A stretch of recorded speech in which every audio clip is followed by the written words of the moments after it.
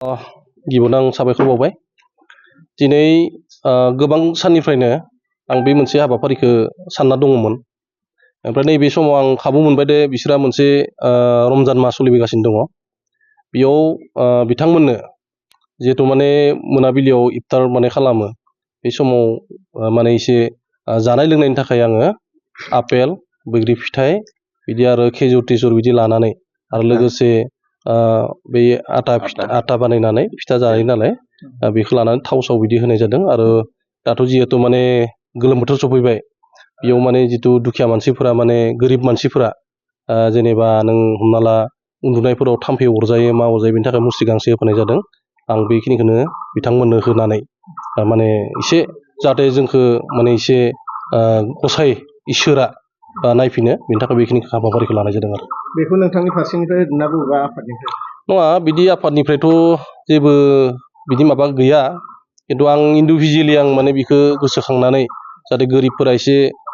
मोजां मोनो गोसोखौ बे इफ्तार माने खालामनाय समाव बा रमजान मायाव जाहाथे एसे गोसोफोरा गोजोनना थानो हायो बेनि थाखायनो बे हाबाफारिखौ लानाय जादों नोंनि फारसेनिफ्राय आं इन्डिभिजुवेलि बेखौ हेल्प खालामदों बबे गामियाव दिनैसो स्टार्टिं दिनै जों गासै मोननै सुपायाव बर्तमान मोननै सुपायाव होबाय बिदिनो होलांबाय थागोन गाबोन समफोर ओरै टाइमखौ मिलायनानै दिनै खमसे खम ओरैनो 9-10टा न'खरनो 12 जादों नामा 12 जासिगोन दा होनो दंबावो बेखिनिखौ हाबाफारिखौ लादों आरो दिनै আমাৰ উদীয়মান যুৱক অনজন বৰদেৱে ৰমজান মাহ উপলক্ষে আমাৰ শালমাৰা গাঁৱৰ একেবাৰে দুখীয়া উইড' পাৰ্চনক তেখেতৰ ফালৰ পৰা কেৱল এইটো তেখেতৰ ফালৰ পৰাহে কৰিছে কোনো ৰাজনৈতিক ফালৰ পৰা কৰা নাই আমাৰ গধূলি যে ইফতাৰ হয় সেই ইফতাৰত অকণমান আমাৰ বস্তু আগবঢ়াইছে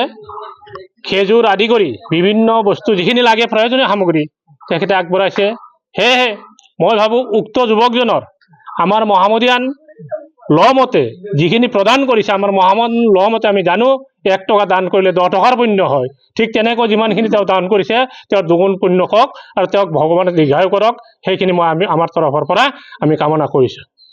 थाखो 5 आरो मेट्रिक आनजाद उथ्रिसार जागोन फरायसाफोरनि थाखाय गोजोनथाव रादाब गोनांथि आरो मोजां खाबुफोरखौ लानानै गुन गोनां सोलोंथाइ होनो नोंथांमोनखौ नेनानै दङ बड'लेण्ड स्टार एकाडेमि क'क्राझारआ 2024 इं मायथाइयाव क'क्राझार थिथागुरि समबाय मावख'नि साखाथियाव गोदानै गायसनजानाय बड'लेण्ड स्टार एकाडेमि क'क्राझाराव 2025-2026 सोलोंथाइ बोसोरनि गोदानै मुं थिसननाया सोलिगासिनो दङ बड'लेण्ड स्टार एकाडेमियाव 6 थाखोनिफ्राय 9 थाखोसिमनि फरायसाफोरा बर' बिजोङाव आरो 11 थाखोनिफ्राय 12 थाखोसिमनि फरायसाफोरा बर' बिजों आरो इंराजि बिजोङाव मुं थिसननो हागोन बेनि थाखाय आरज बिलाइ आरो फान्डुलिपि बिलाइगासिनो दङ 11 थाखोनिफ्राय 12 थाखोसिमनि फरायसाफोरनि थाखाय आखा-फाखा आरो रोंगौथि गोनां फोरोंगिरिफोरखौ लानानै साइन्स कमार्स एन्ड आर्ट्स मोनथाम स्ट्रिमनि सायाव फरायसाफोरखौ गुन गोनां सोलोंथाइ होनानै बायदि बिथिंजों सोरगिदिं जौगाखांनाय लाबोनो साखाफारा क'क्राझारनि थिथागुरियाव थानाय Bodoland Star Academia Bodoland star एकाडेमियाव मुं थिसननोब्ला बाङाइ बेसेनाव मुं थिसननायनि गेजेरजोंनो फरायसाफोरा गाहायाव होनाय माखासे खाबुफोरखौ मोननो हागोन इंराजि सोलोंनायनि खाबु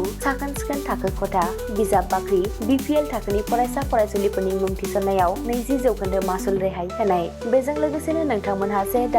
नीट आनजादनि थाखाय बेसेन नाङै फोरोंथाय मान्थलि मक टेस्ट जिउ राहा दानाय बायदि गियानलु आयदाफोरनि उफ्रा सोलोंफारिफोरनि खाबुफोरखौ मोननो हागोन हौवासा आरो हिन्जावसाफोरनि थाखाय मुलाम्फा गोनां मोजां जामुं आरो मोजां थाग्रा खथानि खाबु गोनां हस्टेलनि खाबुफोरखौबो मोननो हागोन बिदिब्ला गोबाव खालामाजासे नोंथाङाबो बड'लेण्ड स्टार एकाडेमियाव थाबैनो मुं थिसननायनि थाखाय सुलाद लादो आबुङै मिथिनो थाखाय जानबुं अनजिमा 6000349997 एबा